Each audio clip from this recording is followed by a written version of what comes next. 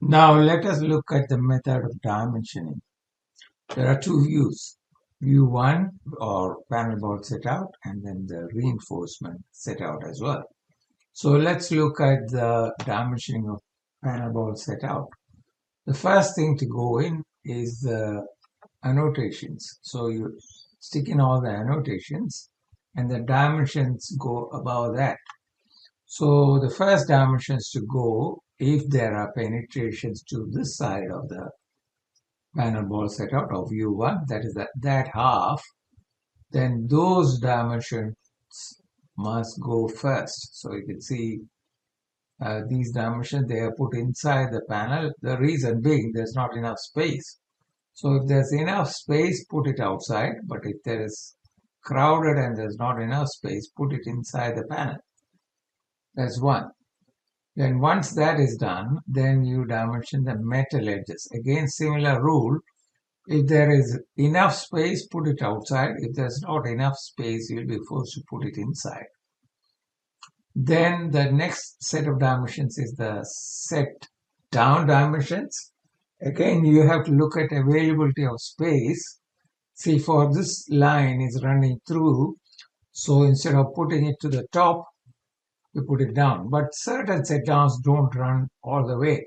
It'll be only in this area. So those dimensions must go to the top. Then again, the panel edges, of course, there are breaks like this, they must go to the top. Don't put it inside the panel. Then after that, the panel board setout. Again, the same rule applies. So here you can see the panel board setout is put to the bottom of that view. But if there is enough space, you must put it to the top of the space. Then overall dimensions. And then there is this diagonal dimension. There are two, but we are only putting one because of it's a box. You need only one.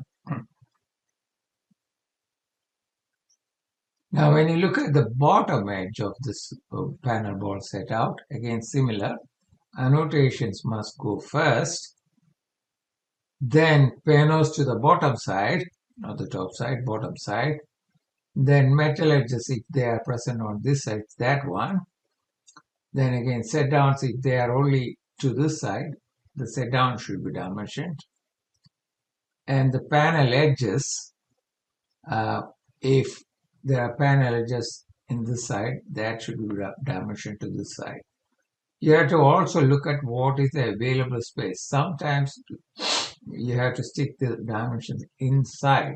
See, look here, this is a very, very crowded drawing, so they put all these penetration dimensions inside. If you look at dimensioning the Rios, they are all done here. So what are the Rio dimensions? That is the annotations again first. So push down dimensions on the mesh, annotations on the mesh. Then trimmer bars annotations, casting annotations for U-bars, etc.